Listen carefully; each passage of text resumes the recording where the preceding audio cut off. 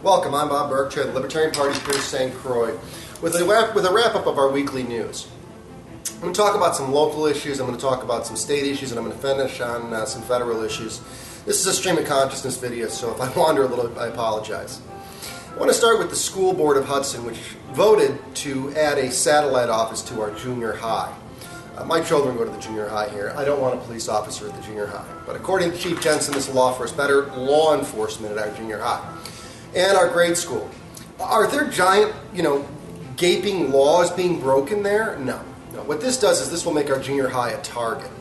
It'll be a target because the police are there. We don't need police there. We've got the government center across the street. If anything happens at the junior high, the police can be there within seconds.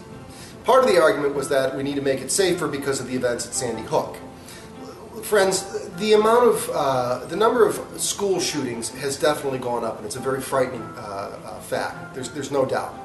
But putting an officer, by the way, who won't be actually stationed there full time, this is just an office so they can fill out reports. You can go downtown and fill out your report. I don't want a police officer again at the school. They're doing this because they're concerned about the safety of the children. I have a better solution and a quicker solution for this that costs far less and actually offers greater flexibility and safety. It's pretty simple. You see these boxes right here?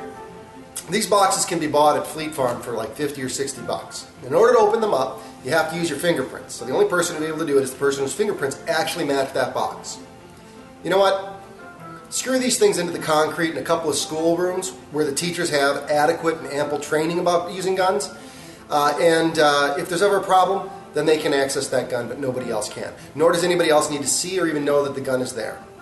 That's a better solution, but not putting police in our schools. This creates a division. Every time they prosecute someone for a victimless crime, I'll tell you what's going to happen. What's going to happen is the officer's going to find some kid, doing something he shouldn't be doing. Probably. Kids do dumb things all the time. They'll write tickets up and they'll start prosecuting these children for these tickets. You know what it does to their friends? It says to their friends, this guy's not on your team. It says this guy is not on your team and he's not happy and he's not your friend. He's here to prosecute your friends. And what it does is it creates a division.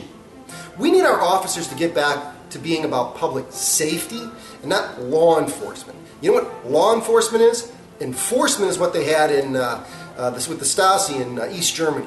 And that's what we're doing, is we're adding more and more people to enforce some set of ridiculous rules that are created by very, very fallible people, especially now in our junior high. I'm not happy about it. A member asked me earlier this week, said, Bob, why are we running people for offices such as school board?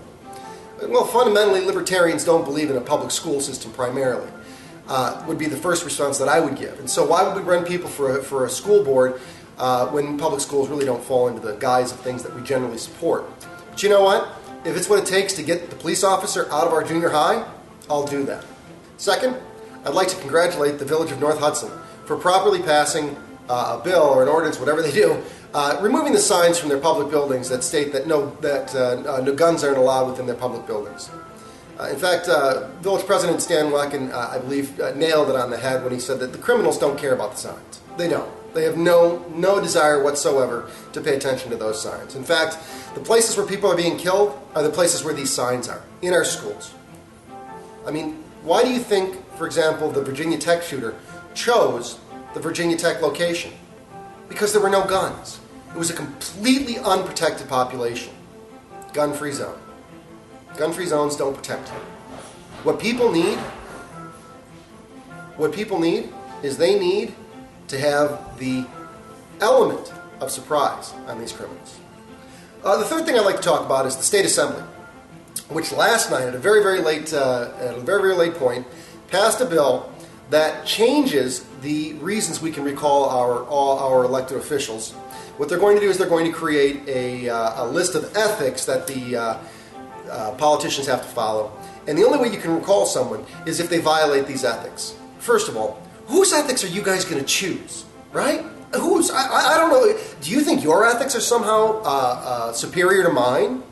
Are we going to agree on what's going to be done? What about this? What about laws that you pass that substantially harm businesses? Are we going to start holding you accountable for that? Can we do that? No, we can't. Right now we have Obamacare destroying our healthcare system. But according to you guys, we can't recall any, according to the new law, we won't be able to recall any any elected officials simply because they passed bad laws. They'd have to violate one of these ethical items. Listen, we don't need to change these laws around a recall election. In the history of Wisconsin in the last 20 years, there's only been 2 recall elections. The first one was because they spent an absurd amount of money building a stadium for a private business in Milwaukee. The second one happened because they tried to defund, actually they did defund, a significant portion of the teachers' union. And what you're doing by changing this is you're saying, look, we don't think that laws should be a reason for a recall election. Well, what happens if the next thing that the state legislature does is passes a law that says everybody has to buy Pampers twice a week? Well, I can't just start recalling people. It doesn't work to do this, people. We need our elected officials to be under the threat of a recall at any given time. It's the only way to effectively keep these individuals afraid of the electorate, more often than every 2 or 4 years. It's a very uncommon thing for us to consider a change in a law like this. And the violation of some ethics created by some committee is an absurd idea. The last thing I want to talk about is Obamacare. And I know this is everybody's favorite topic. And actually, I think we're all getting very, very tired of this thing. Repeal the damn thing. But I'm going to actually say this first. I'm going to start here. We are now discovering that the president has outright lied. Lied.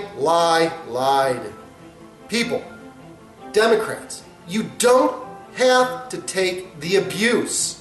What is it going to take for you to realize that you are being lied to daily about this?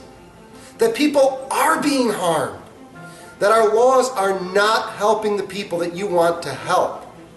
The cost of our health care is high because of the way that we administer our health care from the federal level. It's causing unbelievable problems. It's also created a system where doctors get paid for prescribing drugs. It's created a system where doctors don't provide the best quality care because they have a system that's captive. You can't see a doctor unless you go to the hospital. How is this a benefit to anybody else? Worse yet, the bill is fraught with unintended consequences. What it's primarily doing is it's forcing people to lie on their applications. I'm going to play a quick clip. Obamacare navigators that receive millions of dollars of federal taxpayer money telling applicants to lie about their health status. Lie because your premiums will be higher. Okay. Obamacare navigators advising applicants that they always lie. Don't tell them. Tell me about that. Yeah, but don't tell them. I always the loud man. Okay. This is the fraud that the system creates, people. You know who pays for that fraud? We do. Democrats. My friends on the Democrat Party. I'm saying Democrat because I want you guys to be clear. When I say blue team, I'm talking about Democrats. You're hurting people with this bill. And the only way we fix this is not by delaying whether people are losing their insurance or not. Sean Duffy, our congressman, said at a meeting earlier this year, he says, look, we've tried to defund this thing. We're already trying to repeal it. If somebody has a better idea, what can we do? Don't delay it. Don't delay the implementation. Don't delay the people who are losing their health insurance, the premiums that are going up. Let these things happen. I'm sorry, but if you guys think that this bill is such a great idea, if you think Obamacare is such a positive thing, let it kick in. Let it kick in full force. Because there are massive, terrible consequences to this bill. People are losing their health insurance. And the premiums that they are going to get from the government are higher than what they had, not lower. Friends, there is so much damage being done to our country right now because we continue to try and create a centrally planned society. We don't need a centrally planned society. I don't want plans by the few. I want plans by the many. I want many people putting their hands on the healthcare system and finding cheaper and better solutions. But right now, the only people with their hands on the solution are about 525 or 530 people in Washington, D.C. That doesn't help you. Doesn't help me. And the system is crumbling under the pressure. We have a very important choice about what we do coming up. Next year will be an election, and I'm going to be running individuals for office. I'm going to run people for office really on some basic principles. And the first principle is that people need to be allowed to succeed and fail. And the Obamacare healthcare bill does nothing to help people succeed and fail in healthcare. You know, about 70% of all of our healthcare is for chronic illnesses that are primarily preventable. They're because of obesity, which is causing things with diabetes. We have problems with... So these things are all manifestations of the fact that you don't have to take care of yourself. Why? Because the government's going to do it for you. This is the terrible direction that our country is headed in. And we are very, very far down the hole on this. For my friends that are on the blue team, I'm gonna offer a thought here for you. And for my friends on the red team, I'm going to offer you the same thought. The blue team is fiscally liberal and socially liberal. And the red team is fiscally conservative and socially conservative. Then again, if you call them fiscally conservative, you're not paying attention. But we'll go with that one. Friends, how about a different choice? How about a choice that says you can be fiscally conservative and socially liberal? Because that's what a libertarian is. And actually, you don't even have to be socially liberal. You just have to agree that it's not your job to regulate anybody else's life. It's a pretty simple idea. Pretty simple idea. The diversity that creates within our society creates an unbelievable wealth of ideas, prosperity, and happiness. And right now, we have a failing economy. We have more people on antidepressants than ever before. And we just gave control of our health care market 100% over to the federal government. Oh, and we put police officers in our junior high. We put guns in our junior high. That's what this really comes down to. I don't want police officers in our junior high. I'm all for guns. I'm all for people who want to hold guns. I don't like guns. I'm not a big fan of guns. I don't like violence. In fact, if you listen really, really closely, I'm really, really big on peace. I want less violence in our world. But the way we get there is we stop prosecuting people for these victimless crimes. And we stop prosecuting people for trying to pursue their happiness. And we let people fail. Letting one or two people fail miserably is better than taking an entire nation and putting them into a healthcare system where everybody fails. You will lose your physician. You will have harder times getting appointments, and quality of care is going to fall.